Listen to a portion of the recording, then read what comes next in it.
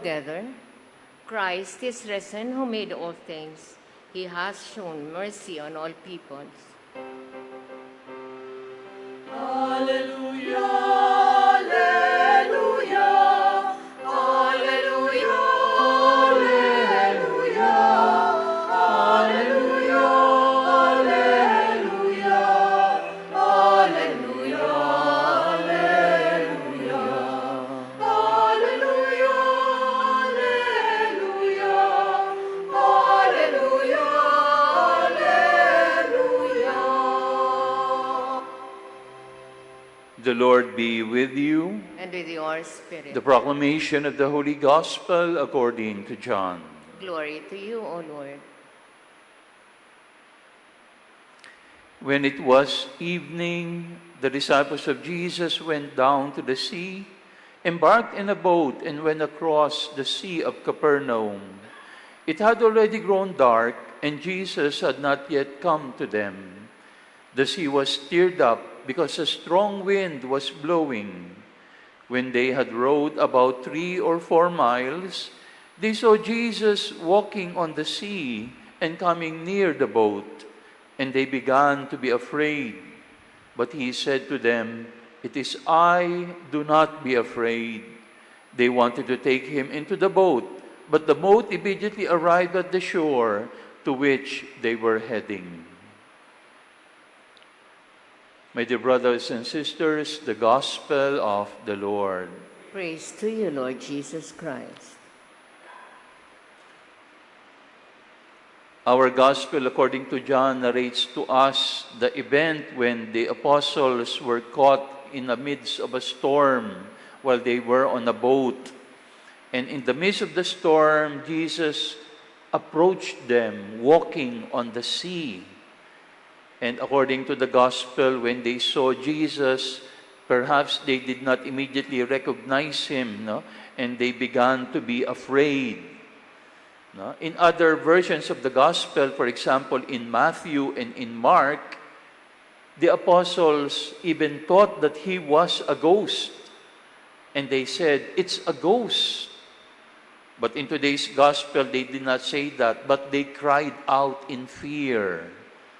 And because they cried out in fear, Jesus had to reassure them, "It is I, do not be afraid." My dear brothers and sisters, all of us can experience a storm, strong winds, big waves in our lives. And I think Jesus is also telling all of us, "Do not be afraid, it is I." The Gospel is reminding us when we are in front of a storm or where there is a storm in front of us, do not make a declaration of fear. Rather, make a declaration of faith. Mahalaga yon because our words are very powerful. When you always declare fear in your heart, in your life, you will be constantly living in fear. But when you constantly declare faith, when you minister words of faith in your heart, then you can weather every storm that can be in front of you. And that is why Jesus is reminding us. And the words of the Scripture constantly reminds us of the power of words. For example, in the book of the prophet Joel, we are being reminded, we always sing this in our hymns. Di ba ang sabi doon, "Let the weak say, I am strong. Let the poor say, I am rich." Our words are very powerful. When you always say, "I am weak," you will be weak. When you always say, "I am poor," you will be poor. But when you constantly say, "I am strong, I am rich, I am saved, I am healed, I am blessed," those words can minister to your heart. And so today, the message of the Gospel is, make a declaration of faith, not fear. What is an example of a declaration of faith? Number 1, when a storm is in front of you, say to yourself, "God allows pain in my life not to demolish me, but to establish me." That's important. God allows pain in our lives not to demolish us, but to establish us. Ganun naman sa buhay, di po ba? Yung mga puno, kapag may bagyo o kapag may malakas ang hangin, anong ginagawa ng mga puno? Mas lumalalim ang kanilang ugat. Mas nagpupunta sila sa ilalim para mas lumakas. It's the same in our lives. When there is a storm in our life, it is so that our roots will become stronger and we will become more established. No? Kaya whatever pain you are experiencing right now, say to yourself, God allows this not to demolish me, but to establish me. Secondly, when a storm is in front of you, ang sabihin mo, if God brings me to it, God will bring me through it. If God brings me to it, God will bring me through it.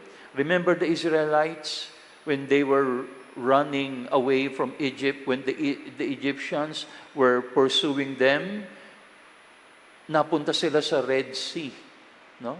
And then, when they were in the Red Sea, they began to complain, Lord, why did you bring us to here? But what did God do? God parted the Red Sea so that they can pass through it. God did not make the Red Sea disappear, but He parted it so that they can pass through it. So it can be the same with us. If God brings you to it, have faith that God can bring you through it. Say that to your heart. And then lastly, what should we tell ourselves? What should we minister to ourselves? That God is always present. God is always with us. That is what Jesus said in the gospel. It is I, do not be afraid. Sometimes it is not a matter of who is in front of us. It is a matter of who is with us. When we know that there is someone with us, we can be brave, we can be courageous in front of any storm. And so remind your heart what Jesus said in the gospel. God, I am Emmanuel, I am with you. It is I, do not be afraid. And so, my dear brothers and sisters, let this account of the apostles in the storm remind us also that as we find ourselves in those occasions, let us always make not a declaration of fear, but always a declaration of faith. Amen. We now stand and bring to the Lord our petition.